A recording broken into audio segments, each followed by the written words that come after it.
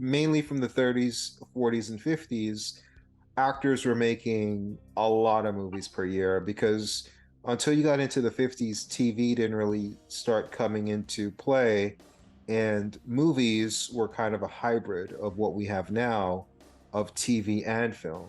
There were a lot more movies being produced. Actors were under contract. They were able to move from movie to movie a lot quicker than actors are now.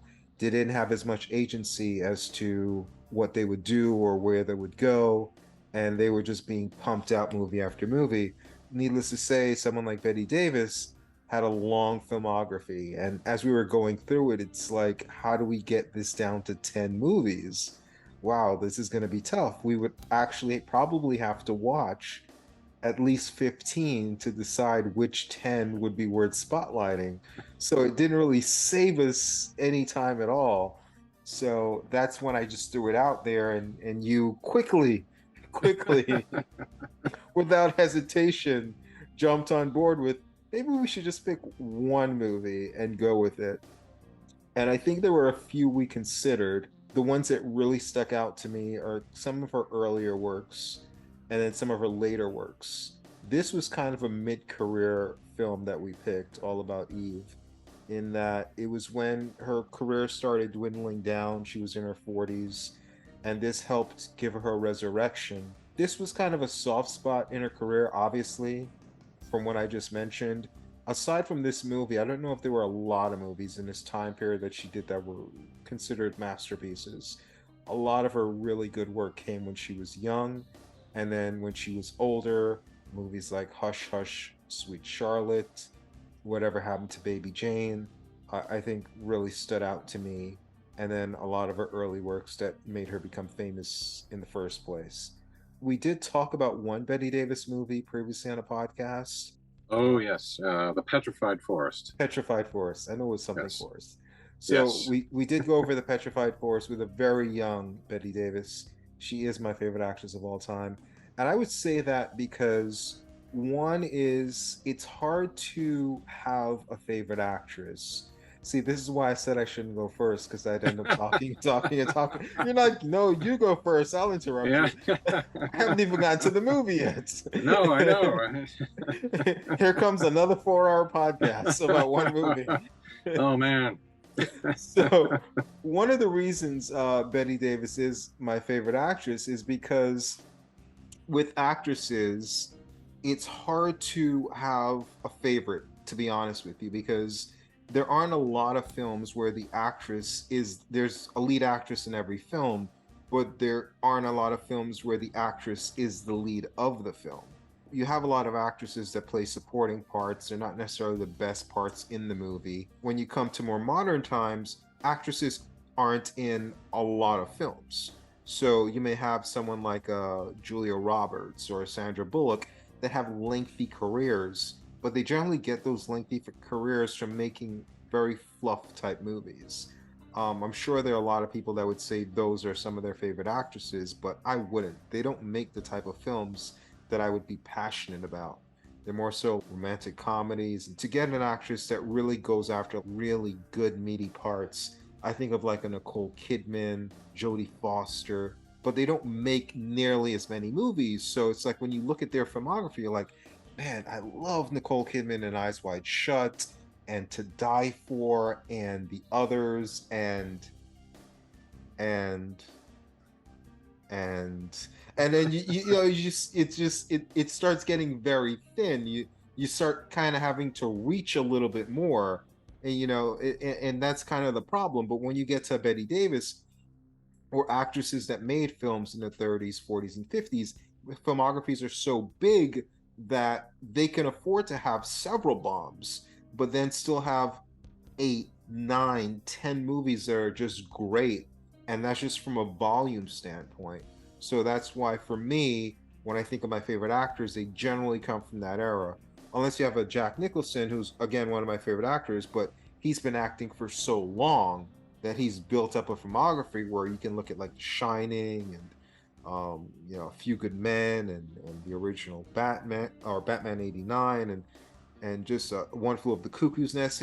And I could just go on and on and on of the great films he's made. So for me, that's kind of why Betty Davis is up there for me, because she was someone who was really dedicated to her craft to a fault.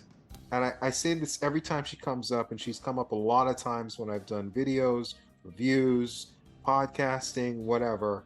I do bring it up a lot. I do bring her up a lot, that she wasn't the greatest person in the world. And the more I research her, the more I hear stories about her, the less I think of her as a person. But all of the negative things come from her putting her career first and putting the part first and being vindictive and being cunning.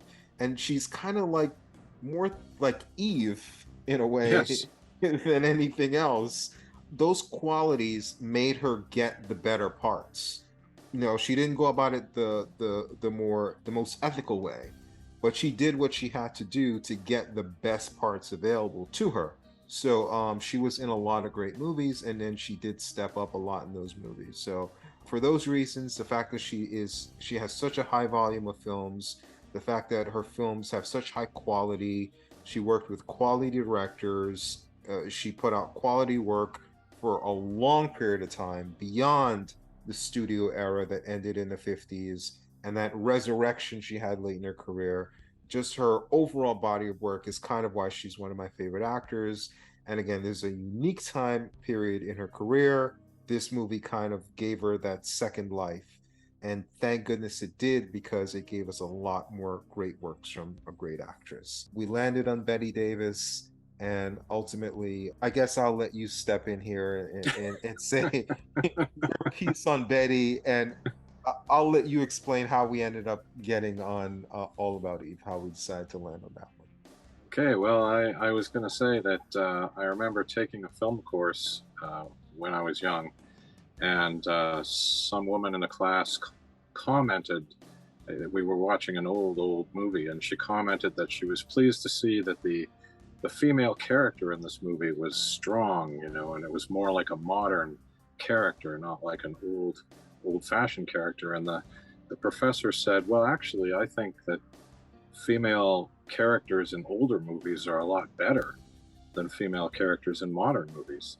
You know, they've kind of been relegated to the girlfriend of the hero or the wife of the hero. Like, there aren't that many great roles for women in modern times. Whereas back in the 30s and 40s, when actresses like Bette Davis were at the top of their game, there were a lot of really great roles for women, and there were a lot of big stars who were women. And I think that today, when you talk about great actresses, a lot of them do their best work in small independent films, right? They can't, you know, they don't really get the big blockbusters the way that, I don't know, say Arnold Schwarzenegger could be in a blockbuster film. But a lot of the, you know, best actress nominees will wind up, you know, they're coming from small movies, right? They're not the big mainstream movies the way, say, Bette Davis would have been back in the 30s, 40s, and in the 50s. So I think that's something that a lot of people don't think about. And I think that's one reason why we have a lot of great actresses from that classic period. And Bette Davis is certainly one of them. And in terms of how we wound up on this film, well, I think it was just one of the films that we had on the list that was an absolute must. And you know, from my point of view, I thought, gee, I haven't seen this film in a while, so I would like to look at it again. So I kind of said, hey, let's do that one. But I don't recall if we had a really more of a reason than that, but I thought it would be a great excuse to revisit a great movie. And All About Eve, I think, is a great movie. And I think you're right that it's kind of the movie that resurrected her career, because she maybe wasn't quite box office poison the way sometimes they label actors or actresses box office poison. She wasn't quite there, but she'd made some films that didn't really do that well. And this was an opportunity for her to get back in a really good film. And I think everybody agrees that the script by Joseph Mankiewicz was an excellent script, like just one of the best scripts possibly ever written. And so right away when she had the chance to do it. She thought, "Oh yes, I want to do this movie."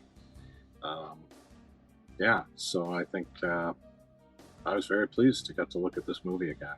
Yeah, it's It, interesting because the last podcast we did, one of the movies we covered was Mommy Dearest, a movie that you loved and you thought was a genuinely great movie for some strange reason.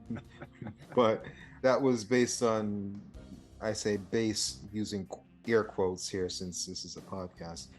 It was based on Joan Crawford's life, and Joan Crawford is someone who's what go on to star in Betty Davis and Baby Jane. yes, And Crawford was someone who also had a 1950s career resurrection, I think with Johnny Guitar, that came out a yes. year after this, and she was considered box office poison. Someone, again, much like Betty Davis, that starred in a lot of movies and was She looked also had after. the two periods as well, where she was really popular in the 30s and 40s, and then again as an old lady, she sort of starred in a lot of popular movies. So kind of a similar trajectory that way too. Yeah,